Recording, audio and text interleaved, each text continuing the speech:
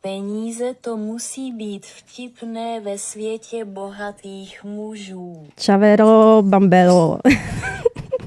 Tu je Klaudia. Ahoj. Ahoj, tady Julie. A je tu s nami aj Klára, ktorá to nahráva a takisto dnes už má aj mikrofón, takže keď sa bude chcieť zapojiť, tak sa zapojí. A ešte tu máme ďalšieho členku a to je, môžeš Julie predstaviť. Hej, to je Kira, moje děcko, a.k.a. psí slečna, která je tady strašně potřebuje pozornost všech a pokud uslyšíte nějaké hlasité žvíkání nebo kňučení, není to pro dnešek ani jedna z nás, z Klaudy, ani Klára, ani já, ale je to Kira. Má teď pubertu, tak je trošku intenzivní. Jo. Ale to, že my nebudeme kňučet, tak si možno len myslíme teraz. Nevylučujeme to. Možno to budeme my. Ale dáme vědět, kdyby to bylo jako od nás. Dobre. Tak jo, ďakujeme, že ste si nás zapli pri epizóde číslo 2, ktorú nahrávame v novom roku 2026. Takže a jak sa máš ty? V roku 26 pokračuje, rozbieha sa a ak chcete vedieť, čo je to za formát, ako sme k tomuto formátu došli, tak určite si pustíte predchádzajúcu epizódu číslo 1, kde sme viacej rozoberali to, čo tento formát a jak sa máš ty je a ako v ňom chceme pokračovať v roku 2026. A dneska si budeme povídat, přeskočíme tady tohle představení, ať už naše nebo tohle formátu a budeme si povídat dneska, jak se máme v kontextu peněz. My jsme tady tohle téma rozebírali už s Klaudy včera s tím, že od včerejška spirálujeme, kolik podnětů do toho vlastně zapadá, takže dneska to bude hodně takový, co nás zrovna napadne, tak to vám zrovna povíme, co na srdci, to na jazyku a uvidíme, jak se to vyvine. A zároveň tahle epizoda je takový pozvání k zamyšlení nad tématem peněz a zároveň nad účastí 4.2.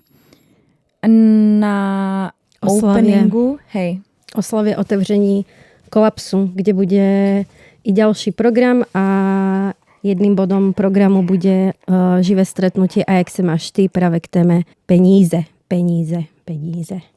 Oh yeah. Stretneme sa tuto dole v nahrávacom štúdiu, kde teraz nahrávame. Kapacita je obmedzená, takže ak sa budete chcieť účastniť, tak dojdete včas, aby ste sa zmestili. A ak sa nezmestíte, tak je to v pohode, môžete ísť spokojne na iný program. Nie, zostaňte s nami. Čas jsou peníze, takže přijďte brzo prostě. Klaudy, já si tě asi rovnou zeptám, jak se cítíš v kontextu, nebo jak se máš v kontextu peněz? Keď sme sa včera rozprávali a došli sme k tejto téme, tak ja som popravde nad touto témou vôbec neuvažovala.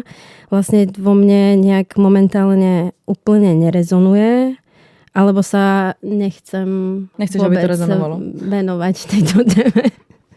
Ale dnes sa zamyslím. Ježiš, ale akoby Bohu. v kontexte toho, že sme prešli do nového roku, tak určite čo vo mne rezonovalo hodne je nová výška odvodov na sociálne a zdravotní pojištení. To je veľmi náročné si nevšimnúť, že sa zvýšilo a že mi to odišlo z účtu, že ta čiastka už je jako pekná čiastka. Ale Alena Schillerová říkala, že se ti to vrátí. Že jako budeš platit tak moc, až ten stát přijde na to, že to není potřeba a on ti to jako vrátí ti to na dětech prostě. Nevím. Které nebudeš mít, protože na ně nebudeš mít peníze.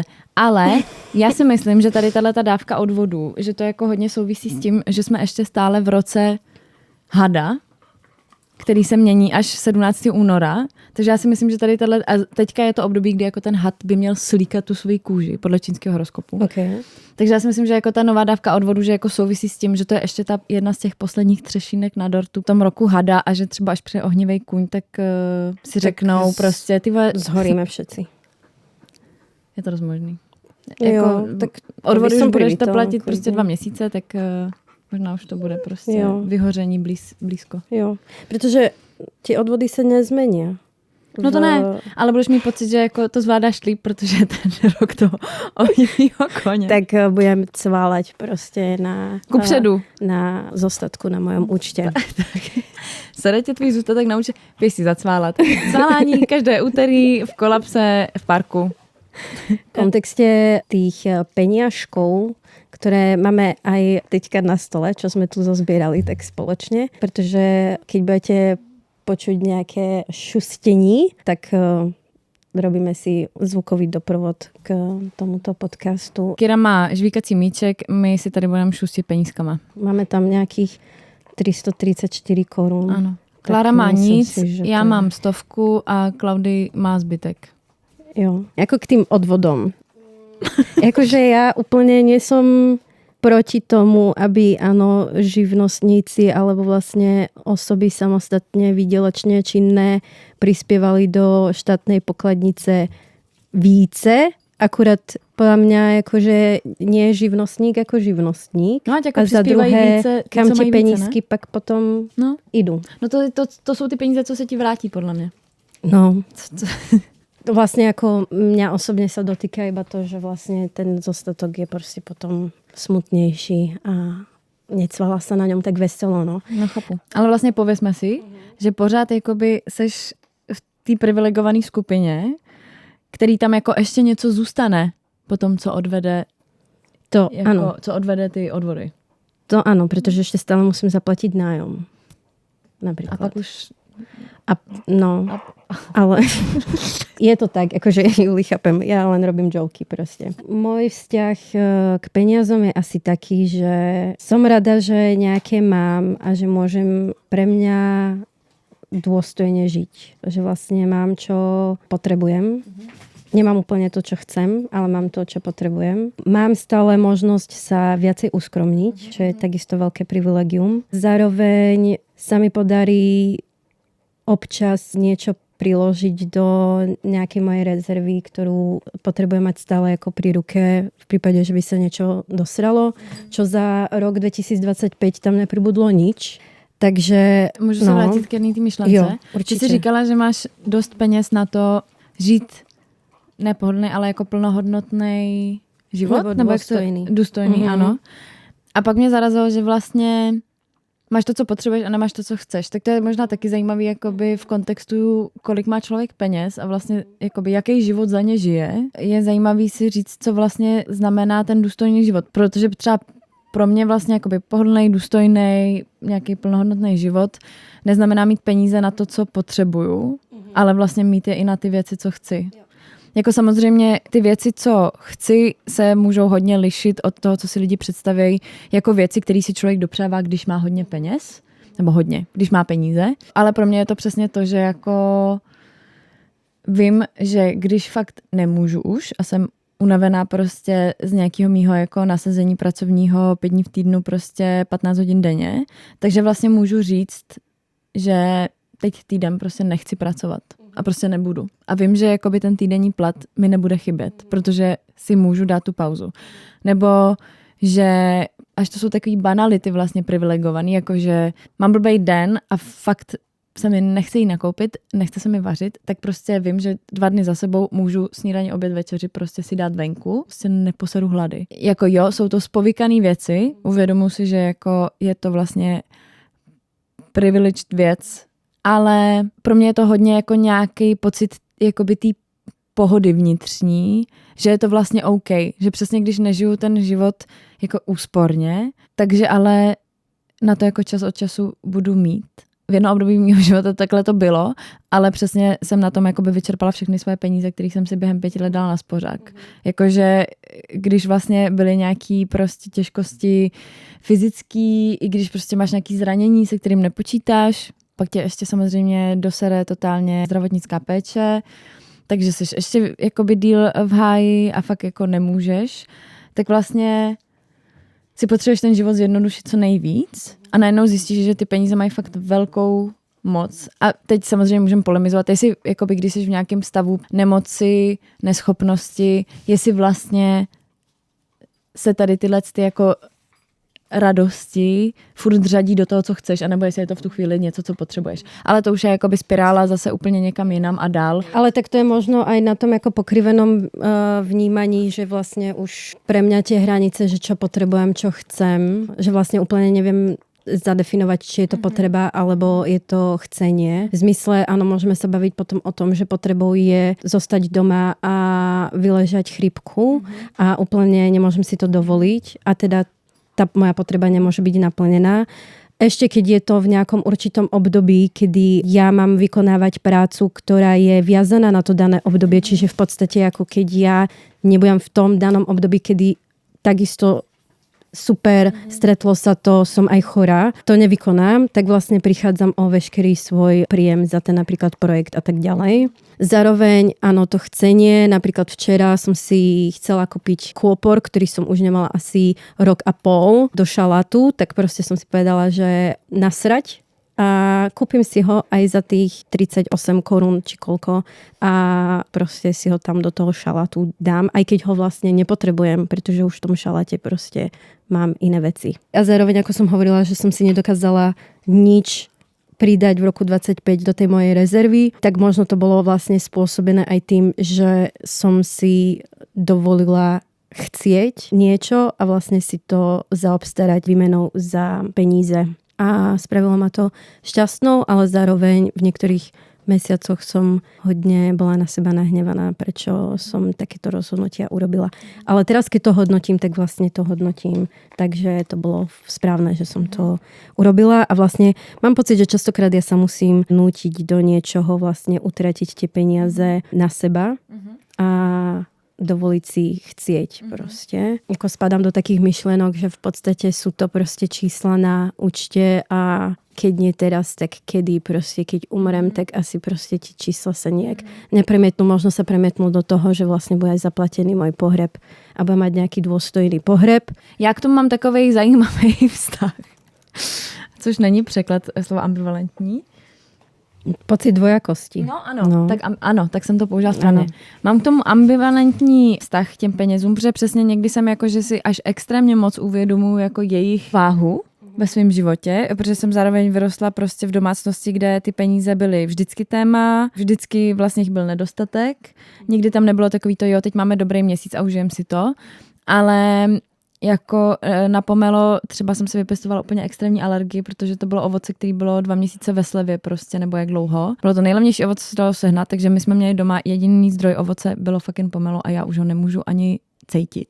Takže jako cítím takový to, měla bych je šetřit, abych měla ten pocit toho, že jich je dostatek. Ale vlastně tím, jak jsem vychovaná v tom, že jich nikdy není dostatek, tak i když mám našetřeno prostě nějaký jako 6místnou prostě částku, tak mám ale pocit, že vlastně furt to není dost. Protože to stačí, aby 3 měsíce byl nemocnej a je to pryč. Takže pak, když už tady ten pocit, jako že to stejně furt není dost, mě sežere natolik, že si řeknu, OK, půjdu úplně na druhou stranu tady téhle osy a půjdu jako, peníze nemají absolutně žádnou hodnotu. To jsou jenom nějaký papírky, když mě zítra zajde auto, bude mi to hovnu, že jsem měla prostě tady jako hozený kov. A nebo kov. Jako peníze jsou buď super důležitý, anebo mají stejnou hodnotu jako ty peníze z té pokladničky, co se kupuje dětem, když si chtějí hrát na ty prodavačky. Já třeba jako člověk bojuju s tím, že jsem přesně buď šetřím prostě všechno, nekupuju si nic a jsem taková, jakože mám tady 4 roztrhaný silonky, ale je zima, takže stejně nosím podkalhoty, takže vlastně mám. A nebo je to takový to jako, tak a teď si koupím tady prostě tričko od nějakých jako českého designerstva, který prostě vím, kde bylo ušitý, z čeho je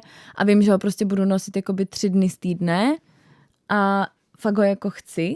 A pak koukám na ten štos těch 6 triček prostě, které tam mám jako vedle a říkám si, ale já mám, dítě je to dost. Takže i jako otázka s těma penězma vlastně, jako co je to dopřávat si vlastně víc a co je takovej ten jako, a teď jsem chtěla říct, co je ten omluvitelný jakoby nákup, ale už jenom to je hrozný, že vlastně jako já mám potřebu ty peníze utratit jenom ve chvíli, kdy to umím nějak jakoby vokecat.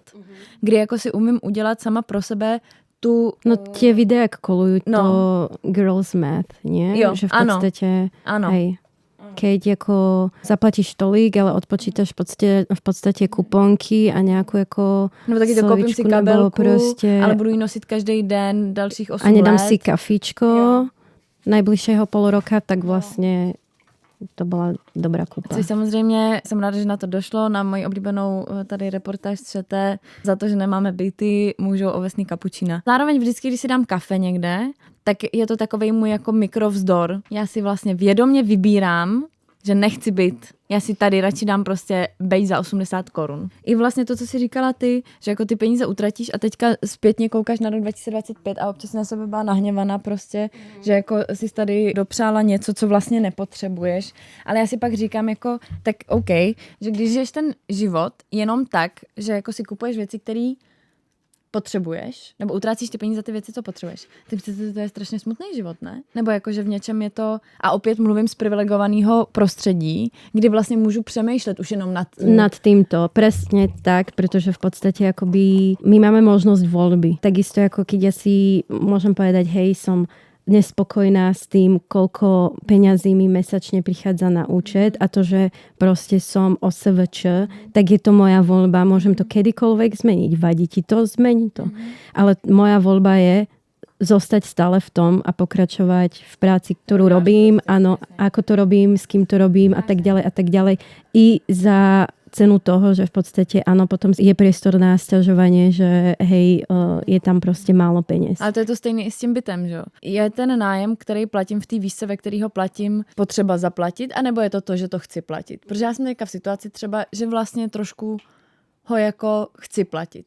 Protože bydlím na dobrý adrese, v nějakým subkulturním centru města Prahy. Není to velký byt, ale je to byt, ve kterém se mi žije dobře, kde prostě nemám sprchu vedle kuchyňský linky a postel s gaučem v jednom. Mohla bych se přestěhovat že stále je to tá voľba. někde, Áno, a ja na proste okraji by som mohla v garzonke žiť. Zvládla by som to úplne v pohode, ale zvolila som si, že nechcem to tak. Takže vlastně i ten nájom. vztah k tomu slovu, jako co je potřeba a co není potřeba. Jako fakt si myslím, že to, proč to pro nás má tolik významu a to, proč přesně můžeme řešit, jestli to je potřebujeme nebo jestli to chceme, za co utratíme peníze, že to je fakt jakoby extrémní privilegium. No a potom dochádza k tomu, že vlastne ty sa musíš ospravedlňovať za niečo, že vlastne si dovoluješ. Že vlastne my si uvedomujeme to, že máme šťastie.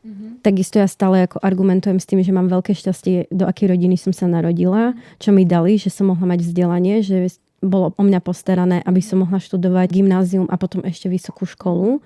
A nebola som tlačená do toho, že potrebujem proste sa sama o seba postarať a zarábať na seba v podstate od 19. Ale niekto proste tú možnosť nemá a nemá možnosť tej voľby a nedokáže sám nič preto urobiť, aby sa to pre neho, pre ňu zmenilo. Takže ja potom sa cítim zle za to, že vlastne ako tú voľbu mám a že vlastne môžem teraz tu polemizovať nad tým, či je to chcenie, alebo je to potreba. Pre niekoho je to proste ako deň čo deň boj o prežitie. Ja vlastne teda, mala by som teda tie peniaze ešte vlastne dávať niekde ďalej a vlastne pomáhať tak tým ľuďom, aby sme kolektívne došli k tomu, že hej, máme možnosť tej voľby ako viacerí, môžem si dať to kafičko, alebo vlastne akože nebudem sa vysmievať týmto ľuďom do tváre s tým, že OK, tak ja proste si to kafičko s hraškovým mliekom dám. Prichádza potom ako ten pocit toho, ja neviem, studu, že sa vôbec ako sťažujem. Že si hovorím shut up proste a buď rada za to, že si rada. Akože. A já se ještě pak dostanu do takových spirál, třeba, že si pamatuju, že jsem přijela nějak na otočku do Brna, jenom jako kvůli práci a vystoupila jsem z vlaku, měla jsem strašný hlad. Šla jsem si dát oběd, kde jsem vlastně měla pocit, že jakoby ty peníze jsem za to utratila, protože jsem se potřeba najíst. Když jsem odjížděla asi o 4-5 hodin později, tak jsem se ještě stavila do knihkupectví a koupila jsem si knížku, která stála snad ještě míň než ten oběd a dostala jsem z toho úplně strašnou paniku, jakože jsem se úplně posila, že jsem tady přijela prostě na otočku za prací na 4 hodiny, což znamená, že mám proplacený 4 hodiny a už jsem je stihla vlastně jakoby všechny utratit. Takže jsem přijela jakoby za nula. A byla jsem najednou úplně na sebe nasraná, že jako nic nevezu domů. Ve chvíli, co podle mě se občas fakt dostanu do spirály, že si začnu přepočítávat, kolik ta věc stojí jakoby mý práce. Jakože, tak teď jsem zaplatila v kavárně 150 korun, protože jsem si koupila prostě kafe a nějaký koláč na cestu.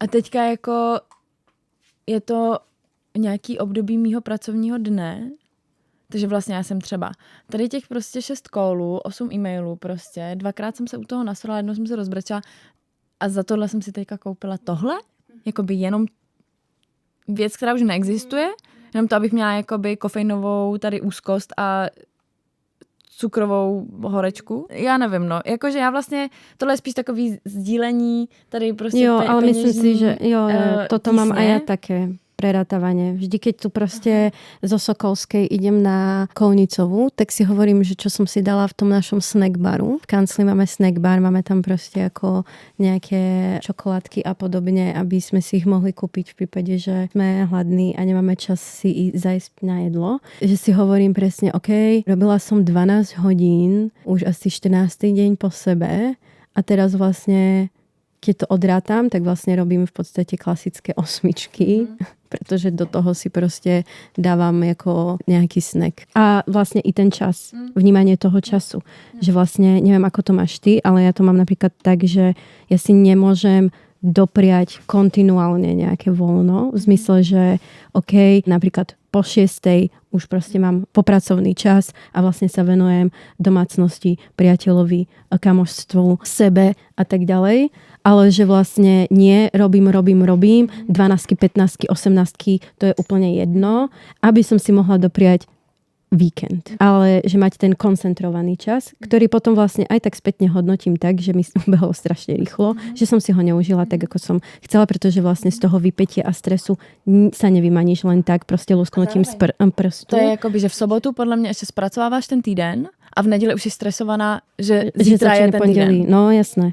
No to je ako klasika. Takže vlastne, že ja si akoby to prerátávam ešte ako do tej hodnoty času. Presne tak. S tímhle je podle mě ještě extrémně toxický to neohraničení toho prostoru. Že třeba já od té doby, co dělám na home officeu, domácí kancel prostě, tak si říkám, jak je to super, že jsem doma, ale na druhou stranu jako platíš své energie celý den, vypereš možná 2krát víc praček, protože pereš, protože jsi doma. V tomhletom kontextu mi to vlastně taky přijde v něčem hrozně zvláštní, že pak mám pocit, že ta práce je vlastně všude, ale nikde, že jako nemám kam dojít, kde vím, že jakoby ty peníze vydělávám, ale takhle vlastně se na to můžu buď podívat, jo, tak dneska jsem pracovala jakoby fakt dlouho a bylo to fajn a teď si už můžu jako zavřít ten počítač, ale tím, jak už ten domácí prostor mám spojený s tou prací, tak vlastně já si nepamatuju jako den, kdybych zaklapla počítač.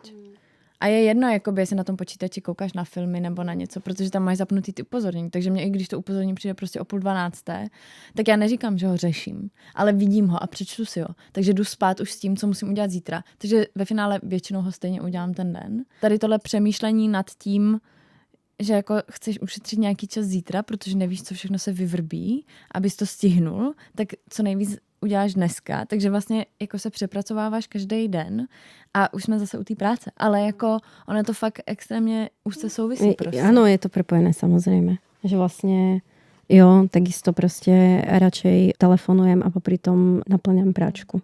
Akože si hovorím, že vlastne neplatená práca je v podstate tak ako vyrovnaná, že robím 2 činnosti zároveň a každá je tak z polovice placená, no. A to doháňam celé. No ale vlastne ešte som sa chcela opýtať, že či ako tie peníze si premietaš napríklad do hodnoty tej práce, ktorá akoby nie je vždy rovnaká. V zmysle, že úkol od úkolu napríklad, že v podstate, hej, ja neviem, teraz dostávam takýto obnos za hodinu svojej práce, keď robím toto, ale teraz, keď robím niečo, na čo potrebujem vyššiu kvalifikáciu, zároveň potrebujem sa dovzdelať, to dovzdelanie mi v podstate ako nikto neuhradí a potom ja to vlastne musím vykonávať a je to vlastne stále platené rovnako. Já jsem skončila ve škole úspěšně a vlastně do toho přišla galerie, ve které teďka pracuji od nového roku. Ačkoliv je to tam vlastně jako neúplně ideálně placený jako každý kulturní sektor nebo jako nějaká instituce, která jede ze státních peněz, tak cítím, že vlastně k té jakoby menší hodinovce, než kterou mám v té jakoby korporátní práci, přidávám vlastně tu plusovou hodnotu, že mám pocit, že pracuji na něčem, co má ten přesah. Když mám někde menší hodinovku, než kterou bych chtěla, tak jsem vlastně schopná jí mít, protože vím, že mi to přidá jakoby tu mentální hodnotu toho, že třeba i tam mám prostor vlastně rozhodovat o věcech, účastnit se nějakého designování toho procesu, jak to tam bude vypadat, jak to bude fungovat. Mám tam vlastně tým lidí, který cítím, že tu energii má, že tam jakoby chtějí být. Jo, že vlastne, dajme tomu, že vykonávaš rovnakú prácu pre X a rovnakú prácu pre Y, ale vlastne pre X ťa to baví viacej, dáva ti to viacej zmyslu, hodnoty, ceníš si ten tým, viacej ťa to naplňa osobne, takže si ochotná to robiť za tú hodinovku, ale v Y vlastne tú stejnú prácu, tým, že to naplnenie tam nie je tak veľké, tak vlastně chceš vyššiu tu hodinovku za tu prácu. Zároveň asi jde i o ten kontext, ve kterém vlastně tu jednu práci dělám, že to je fakt jako mnohdy i práce na zakázku nějakého eventu pro někoho. Oslý můstek, dostávám se ke krvavým penězům. Pro přesně někoho z krvavého průmyslu. Chci vlastně i trošku si tou hodinovkou obalit ty rány tady z tohohletoho vlastně neetického jako jobování. Že vlastne to otvára v podstate, hej, ďalšie to téma a to je etika a peníze, o čom sa môžeme viacej pobaviť na tom živom stretnutí, že určite asi aj vy k tomu budete mať nejaké podnety. Zároveň ja som si tu zapísala, že schopnosť hovoriť o peniazoch je fakt výjimečná, že sme schopní si povedať o tie peniaze, že sme schopní vyjednávať a že prirodzene to vlastne do toho dialogu prichádza, pretože napríklad už len v kontexte mojej práce, robíme booking alebo riešime rozpočty a tak ďalej, tak sa stretávam, že i pri napríklad tej mailovej konverzácii, kedy sa bavíme o tom, čo môžeme spolu vymyslieť, ako môžeme spolu vymyslieť, čo tam bude, tu sme vám poslali portfólio a tak ďalej. Nikdy v tom maili nezaznie ani od toho umelectva, že ale za to si prosíme tolik. Že vždy to je potom akoby čakanie, či vlastne príde odo mňa nejaká ako ponuka a teda keď príde nejaká ponuka, či vlastne to bude prijaté a to vyjednávanie potom možno nastane, alebo vlastne nenastane vôbec a dostáva sa to potom do takých nekomfortných situácií, kedy proste je to premlčané a zamlčané a nikto nevie, na čom je a tak ďalej, pretože nevieme si to povedať proste na rovinu. Takisto ja mám problém si povedať o peniaze, takisto mám problém to komunikovať a tak ďalej. Ale já si myslím, že tohle souvisí s tou etikou těch peněz vlastně. Jakože ty peníze jsou podle mě v nějaký naší subkultuře nebo ty jako undergroundový umělecký nebo i jako v té vlastně levičáčtější sféře jsou vlastně peníze, nebo to, jak to na mě působí, jsou peníze vnímané jako něco toxického, jako něco zlýho, jako něco krvavého. Rychlá vsuvka. Můj kamarád jednou, kterýho si extrémně vážím, dělá hodně velkou aktivistickou činnost pro Ukrajinu. Jednou jsem se ho právě ptala, že jako dělám práci, která mě baví, je to furt práce, kde jako, která je výtvarná, která je hezká, kde prostě pracuji jakoby s hezkýma věcma, se super lidma. Extrémně to jakoby naplňuje, ale přesně to dělám jako pro segmenty a pro tu cílovku, která není úplně podle nějakého mýho jako etického kodexu, který je ale hodně přísnej. Zase si musím říct, že jako jsem hodně spovykaná tady v tomhletom. A on mi vlastně řekl, že to ještě řeším, že už všechny peníze na světě jsou krvavý. Což mě třeba v ten moment, a vlastně si to hodně často připomínám a hodně mě to uklidňuje, že vlastně jako, když jsou ty peníze vnímaný už ve své podstatě toxicky, tak přece nemůže být jakoby dobrý peníz. Ty můžeš udělat z krvavých peněz podle mě dobrý peníze a to je ve chvíli, kdy přesně tě tady někdo zaplatí za něco, co prostě ty si řekneš, tak to nevím, jestli jako vlastně je mi z toho úplně dobře, ale pak z toho pošleš přesně trvalý příkaz na nosleženku a říkáš si, jo, tak teďka vlastně ty peníze, který by ten dodavatel nikdy nedal tady na to, tak vlastně já jsem si je ale vzala a teď je jako distribuuju tam, kam jako si mám pocit, že se z nich stávají ty méně krvavý peníze. A myslím si, že ale zároveň je to hrozně tabuizovaný i jako v těch kulturních sektorech, že přesně nějaký kulturní prostor je podporovaný penězma z nějakých velkých prostě společností, který ty peníze mají. A teďka my si můžeme pokládat otázku, jestli vlastně ty jakoby instituce zavrhnem, protože přece Ježíši Kriste, jak jste mohli vzít tady ty prachy? A nebo jestli si uvědomíme, že díky tomu ta instituce mohla zaměstnat o 2 další lidi víc, mohla rozšířit tím pádem program, tím pádem ho mohla udělat inkluzivnější, tím pádem mohla dát lístky za méně peněz, tím pádem mohla udělat bez vstupenky za 0 korun prostě různý programy, workshopy, zapojit víc lidí a může fungovat dál. A to je třeba otázka, kterou já si vlastně kladu a hodně cítím, jak se mi jako mění ten přístup k té věci. Že třeba ještě před 5 lety jsem to měla jako, že Ježiši Kriste, fuj prostě. A teď to mám jako, ne však, tak to je super. Když ti ty peníze dají, tak si je vem a udrž se prostě, protože přinášíš vlastně program, který ale by jinak bez toho nebyl. Podle mě to souvisí jako s tou etikou těch peněz a s celým tím tabu okolo, že se o tom přesně jako málo mluví, že se málo mluví o tom, kudy teče, kolik peněz, pro koho děláme ty věci. To je takový to, vy jste si vzali peníze od tady téhletý společnosti a děláš prostě tady akci pro tady tu společnost, ale pak ten člověk před tebou prostě ubalí 2 ciga a jde objednat jakoby 4. rundu panáku. To je pro mě hrozně pokrytecký, jakože ty si jako ten tabák koupíš, ten alkohol taky, ale vlastně mě budeš říkat, že jako si tady beru krvavé peníze a že jak to můžu dělat. Přitom jako každou koupí tady těch věcí, ty podporuješ nějaký jako vlastně fakt toxický jako market. Jo, jakože já souhlasím s tím, že já taky nevěřím tomu, že vlastně nějaký peníze už by byly jako čistý, protože celkově i jako to evropské společenství je vybudovaný na tom, že někdy někdo byl prostě zotročený a byl tady nějaký kolonialismus. A tady prostě strašně moc peněz jde, přestože jako Česko nebylo nikdy přímo ten stát, co by kolonizoval, ale prostě bereme ty peníze. Všechno je tady na tom vystavěný a že právě pro mě už potom jako je to, že všude něco najdeš. Jakože všude najdeš něco v řetězci, že protože to, jakože furt je to jako na to napojený, na to, že ta Evropa je někde na vrcholu a těží z něčeho, kdy někdo předtím byl nějak vykořisťovaný, nebo je i teď vykořisťovaný a prostě ten řetězec furt jako existuje, i když se jako proměnil. Takže já to taky beru v tom kontextu, že když řekneš ne nějakým jedním penězům, tak jak můžeš říct ano jakýmkoliv dalším, že? A kde bude vlastně potom tá hranice. stopka a hranice, jakože vlastně jeden aspekt je v podstate korporátov, veľkých medzinárodných firiem a tak ďalej, kde priamo jako vytrasovať, že tieto peniaze pritekli odtiaľto a my ich zhodnotíme takto a zhodnocujeme ich takto. Vlastne je v podstate nedohľadateľné a neoveriteľné, ale potom vlastne môžeme sa baviť aj o peniazoch, ktoré prichádzajú od jednotlivcov a jednotlivkyň, kde potom pri každom crowdfundingu asi by sme sa museli zamerať na to, aký ten človek je. Pretože ja pokiaľ s tebou nesúhlasím, že odsudzuješ a nadávaš na internete proste ľuďom, ktorí prišli z Ukrajiny do Českej republiky a hľadajú si tú prácu a chcú tu žiť dôstojne, tak vlastne teda ja od teba ten pravidelný príspevok proste na podporu našej činnosti nechcem.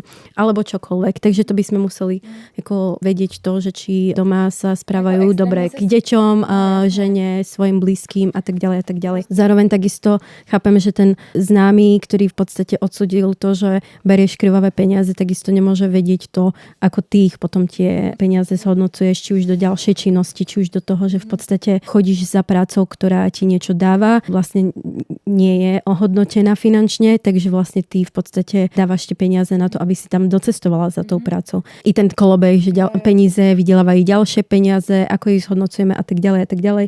Čo sa týka tej kultúry, tak už len ako v našom kultúrnom centre myslím, že my vieme odtrasovať veľmi jasne, odkiaľ prišli tie peniaze a presne tie peniaze kde boli dané. To je to, že my vlastne odkomunikovať to, že áno, tieto peniaze i z verejnej pokladnice napríklad došli, ktoré takisto sa môžeme o tom baviť, či sú etické alebo neetické, ako keby sme tu teraz, ja neviem. Rychlá vsuvka, etická, neetické, to taky je jakoby, kdo to určuje, jakože, víš co, že to je taky prostě celá otázka a další jako spirálování, kde můžeš jít do hloubek.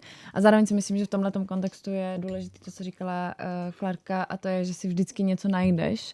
A podle mě ten shift, který se musí stát, v téhle jakoby ekonomické situaci, tak jak ji vnímám já, jakoby z mýho pohledu jakožto jedince v nějaké společnosti, v nějakém státu, tak i v nějaké jako kolektivní sféře, tak je podle mě to, že si přestaneš hledat jako přesně ty jakoby blbý věci, přijmeš to, že je to prostě všechno úplně fucked up, prostě peníze jsou prostě blbá věc, ale budeš si hledat ty dobré věci. Vlastně jako, jo, to, že tady musí prostě různý kulturní instituce barat peníze od dalších institucí, se kterými třeba úplně názorově nesouhlasej. Není to úplně jako ideální, ale já si na tom chci najít to, že díky tomu, že se našel, jakoby, že našli ten zdroj těch peněz, který je udrží jakoby při životě. Tím bych to možná uzavřela o nějaký etice a co pro nás vlastně znamená etický a neetický chování v kontextu peněz a co v nás vzbuzujou, si můžeme popovídat za necelý měsíc, protože je to fakt spoustu a zároveň je to prostě... Je toho veľa. Že vlastne mne napadá ešte to, že kultúra nie je braná ako potreba. Jo? Čiže vlastne zase ochota platiť za niečo, čo podľa niekoho nie je potrebné. Zároveň, ja neviem, nadávky typu si chudobná, tak nie si finančne gramotná. O tomto sa môžeme pobaviť. Teraz díky za že nic prostě. To teraz ja by som zase jako vyliala svoju frustraci. Iba. Ano, už se tady rozšířily zorničky Klaudy. Moc nad tím tématem Keď mi nepřemýšlím. niekto nadáva, že som blbá, tak akože pardon, ale niečo som si prečítala k tomu, hej? O toxicitě toho, že o někom mluvíme, že je hloupej, si budeme povídat zase někdy. Ano, a za zvuku šustení a cinkání peněz se s vami lúčime a tešíme sa zároveň 4.2. Príďte, prosím. Přijďte, program je zadarmo. Program je zadarmo. Ano. Díky Takže penězům. svoje peniaze môžete potom zhodnotiť na baru. Ano. A nebo poslat na celženku. Napríklad. A nebo i na baru. Tak je to tak. Tak jo, díky Ako moc. budete chcieť. Přesně. Máte možnost volby. Je to tak. Jestli teda... Vážte si to. Ano, hej. Uvědomujte si své privilegia. Nejenom dnes a nejenom při poslouchání tohoto dílu. Ale i zítra. Čau. Čau. Zítří. A každý Čau. den. Čauky.